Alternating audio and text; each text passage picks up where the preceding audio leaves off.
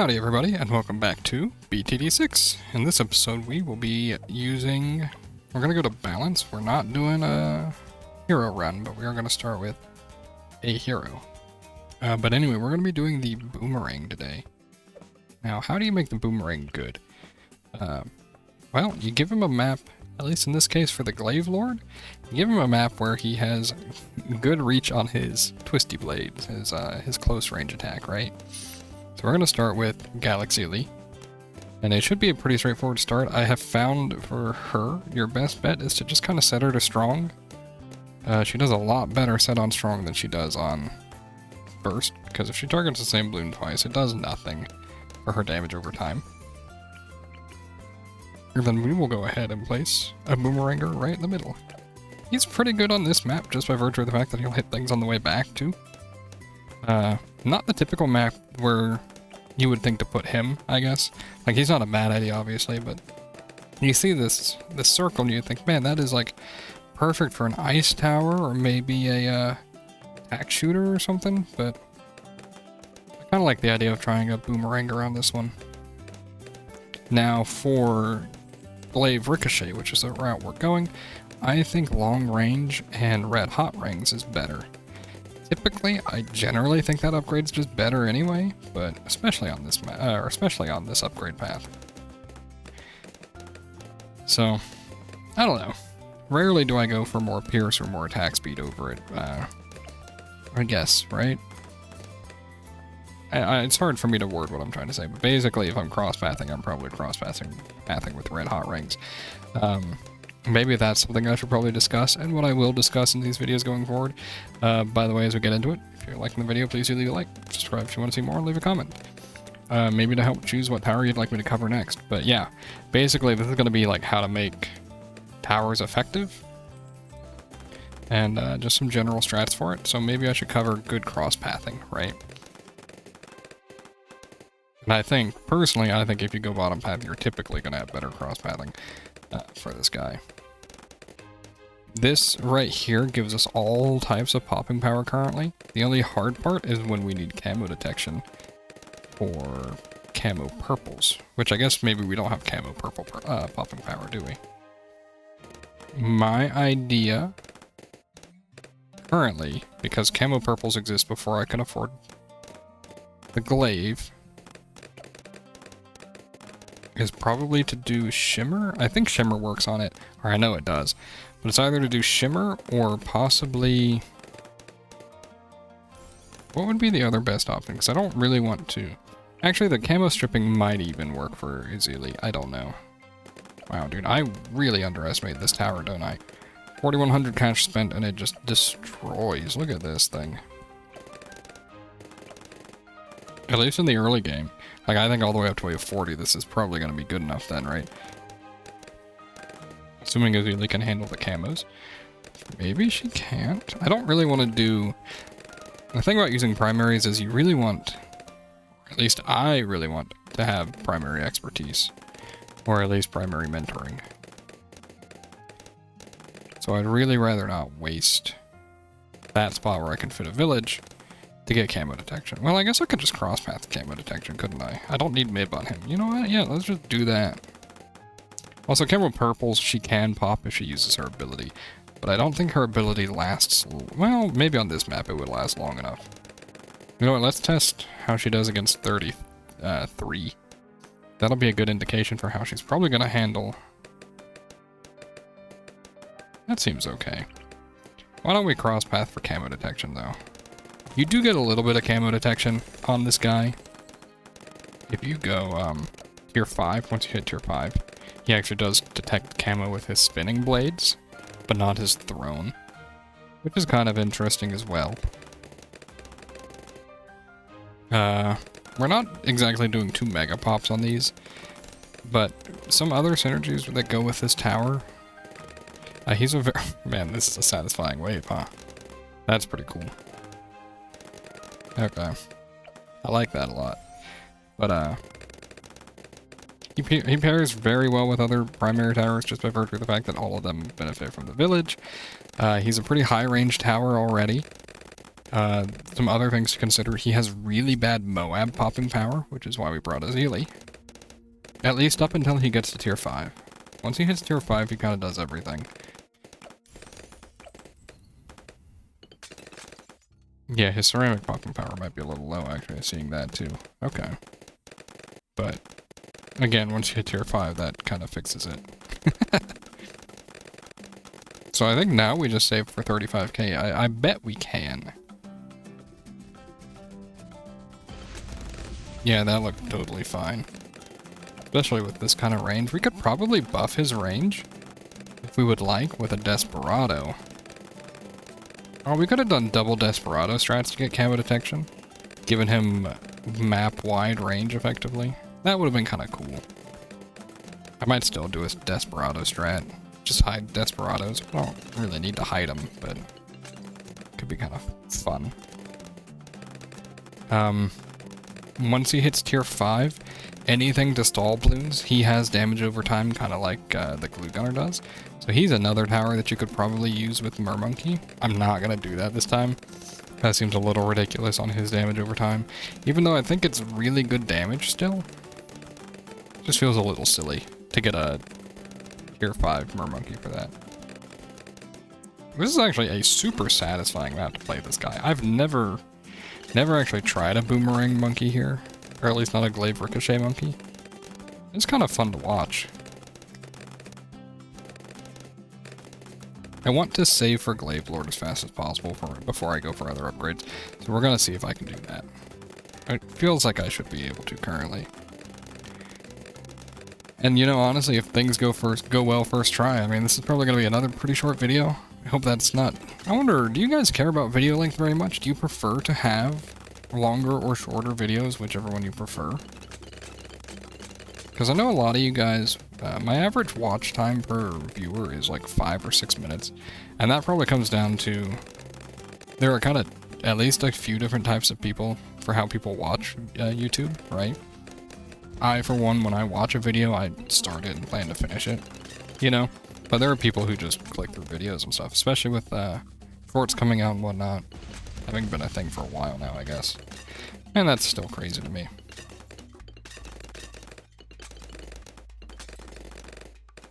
Let's see, what other tier 5s would I put him with? Really, though. He's a good mid-tier tier 5, right? He's 40k. So once you afford him, he lets you save for another tier 5, probably. That's what I would say. So off of him, 40k. I bet you could get to the Spectre off of him if you play it well enough, or on a good enough map for him, right? Other than that, you know, Heli Pilot Top Path, that's another good example. Any of the Bruiser Towers, right, the ones that are just purely built for late game, that could be good. Or, if you don't want that, you could always do something like Moab Eliminator. Right. Moab Eliminator completely destroys the Moabs for him, and then he can shred the rest. Alk buff is fine. I don't think it's necessary. I will probably be grabbing it just due to this series. Overclock's pretty good. If you don't know how much of a boost Overclock is, it's a 66% attack boost. And when you've got this high of attack, it's probably pretty good too. He pairs well with Azili here, as you can see. Azili handles all of the Moabs for popping pretty handily. Oh, look at that. We hit tier 5. Wow. That felt exceedingly fast, I'll be honest. I guess I will do an Alchemist. Sure. Like, why not at this point, right? Get a little bit of extra range. And now at this point he does high damage completely, right? I don't know how much damage he does per hit.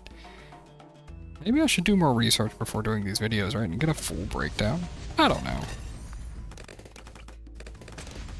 While we have the affordability to do it, let's try the Desperado idea. I'll see if this is enough range. I think it is. To reach the edges. If it's not enough to reach the edges for the balloons, oh, that is enough range. With the Alk buff, at least. Right?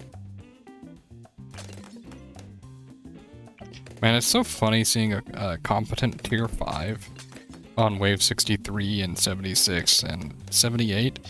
those waves look so much easier when you use a good tower. You know that? Yeah, that's pretty good. The Moabs could be a little less bulky. Like, he really does like Moab popping power. Maybe that means we should try Unstable Concoction with him, right?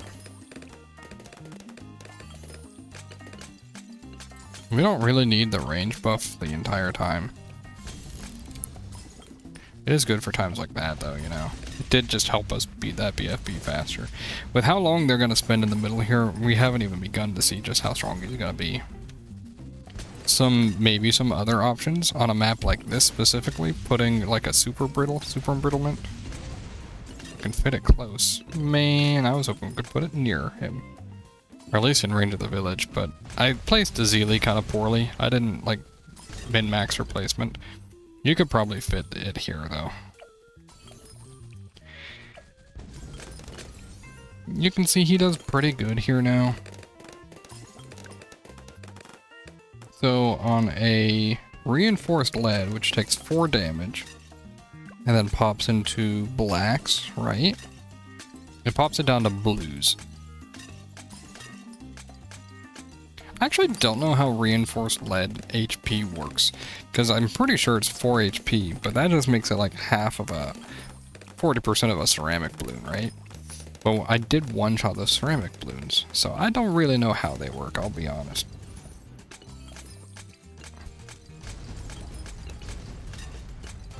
I mean, like, currently they're not even getting to the center of their map, but I think they go around 2 or 3 times once they get there, and the bulk of his damage, I think he does more damage from these spinning blades as well, so. Oh yeah, he definitely does.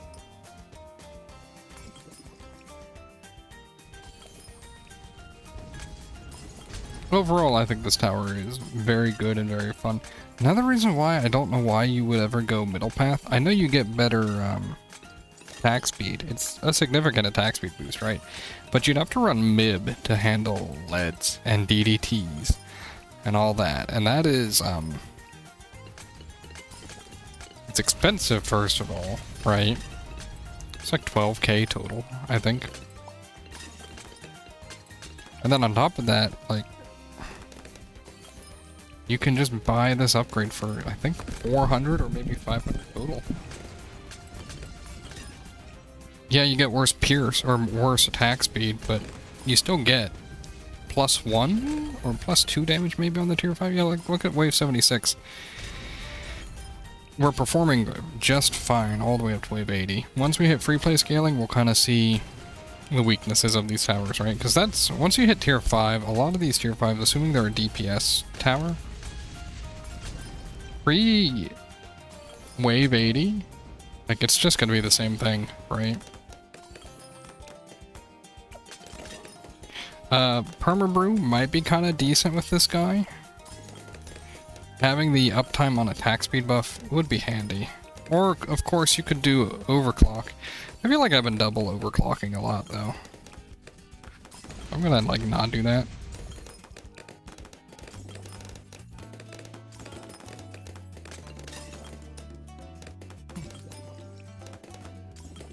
Let's see, is there anything else I'd really pair with him? He's a primary tower, so villages work well. Heroes that he worked well with beyond Azili. Etienne's nice with the camo detection. That's just a given. Churchill kind of handles the Moab class stuff, right? Pretty well. And Churchill does actually fit on this map, by the way, if you didn't know. You'd probably have to put the boomerang guy on the side, but that would not be that wouldn't be that big a deal.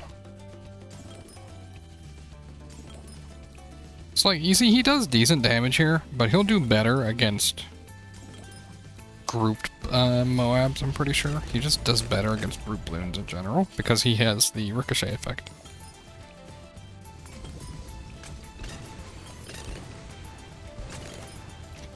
Probably something like the Mad would be good for him too. He really does do well against ceramics once you get him to tier 5. He's a very good cleanup tower because he just doesn't miss either. You can literally see that, I guess. primary expertise could help us with popping the Moabs as well. Yeah, they haven't even started making it around very much, huh? These are reinforced and normal super ceramics, so you're talking 40 or 80 HP, and you can see how they just kind of get shredded, you know?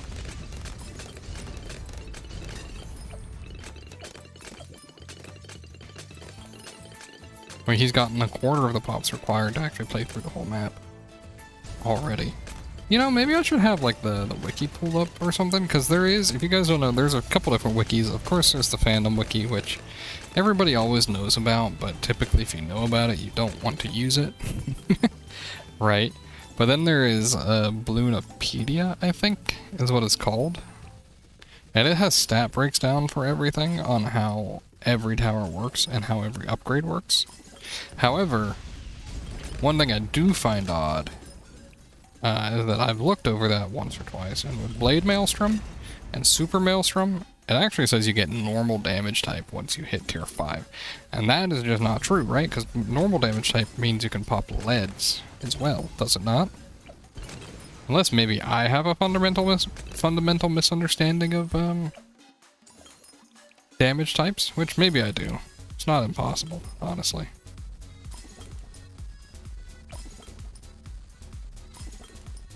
This is the kind of wave where I should probably use Azili's ability, honestly. Yeah. Probably for the better. Azili could also be worth buffing, with the Desperado. Just being able to reach the DDTs and stuff sooner probably be good. We could actually maybe hit permaboost, huh? I would like that. I don't expect it, but I would like that. Oh. Anybody else see that? I'm sure you did. The game just froze for a second. Yeah, we handled those guys fine. You guys want to see permaboost? I want to see it, but like, what if it doesn't work, right? Oh no, we're talking about having a Azili here. It probably works, right? I literally just did. Oh man, that's so much money though, dude. Could also set her to like close on this. Oh, I don't have my hotkey set up for super boosting on that. Okay. Yeah, he handles the DDTs just fine. We'll set it to first. That way we can. You want to set her to first once you're using the ability here, just because if you pop one, it'll carry on to the next.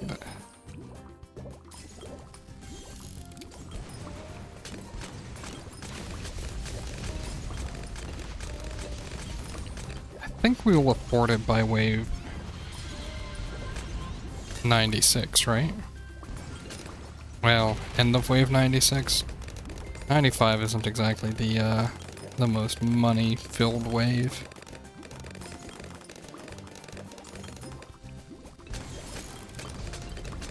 Let's see if this is good enough. Assuming I have high enough Pierce, and it seems like I do, that is not an issue. Okay. So we will hit once on the super boost here, and then we will pop that. We actually probably don't want to be using Azili's ability too much, because losing out on the cooldown reduction time kind of sucks. We're not going to worry about being super efficient with it, just efficient enough. How many uses do you think we get? We will not be using Azili's ability on this wave, for example.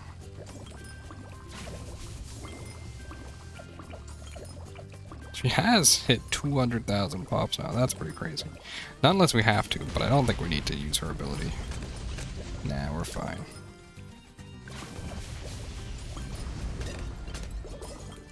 We might get 2 more uses. I don't know. This wave's pretty bulky.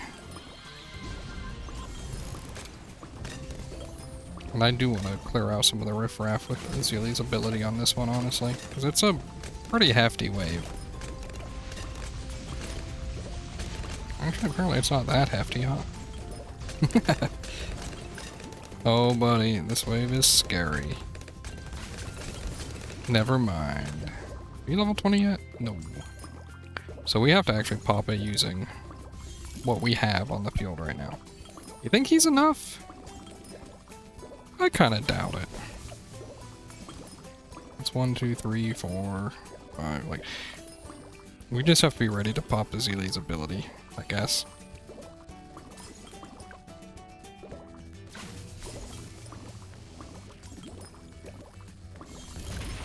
Oh, just barely mistimed it. Okay, so we can definitely do it, though. Beat him up, dude. If we had a little bit more money, we could even pay for the upgrade for Azili to hit 20 to curse the bad. But I don't think we're gonna do that, now are we?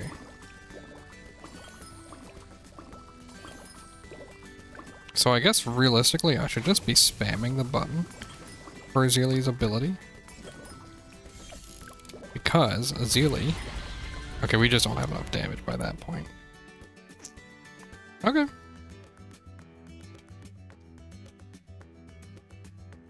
Well... we could... I don't know if we get enough damage if we do that. We could always, like, glue storm it as well. Right? Glue strike it. Interesting. And then do, like, embrittlement. That's probably enough, right?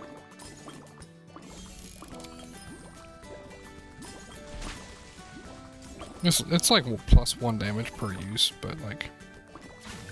Or maybe this is just like ultra boosting Azili instead, right? There's like 1,000 different options for what it might be.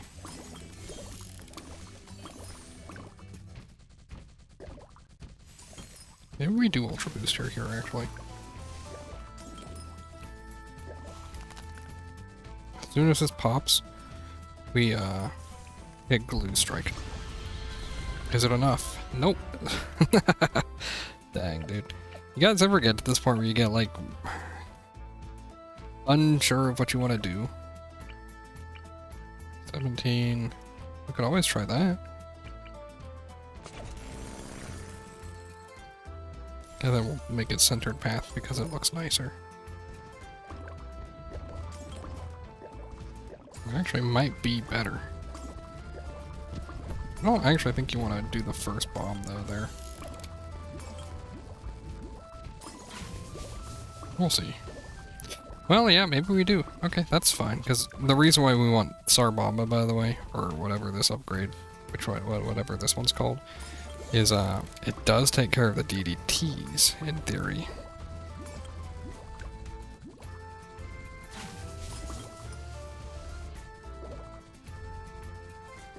Just be ready to use it, right?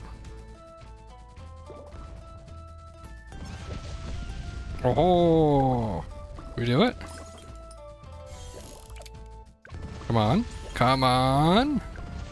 It counts, dude. Did you see that? That was kind of a neat final strategy, huh? Total damage was 1.898 million, and 1.739 million of it was done by this guy. So, like, this guy actually did... You do have to account for the fact that Azili did get rid of some, about 3 million, or 300,000 HP from the total game there. It's a pretty significant amount. But hey, we did it! With a Sarbamba, or Ground Zero at that, that's kind of shocked me. Never done that before, I think.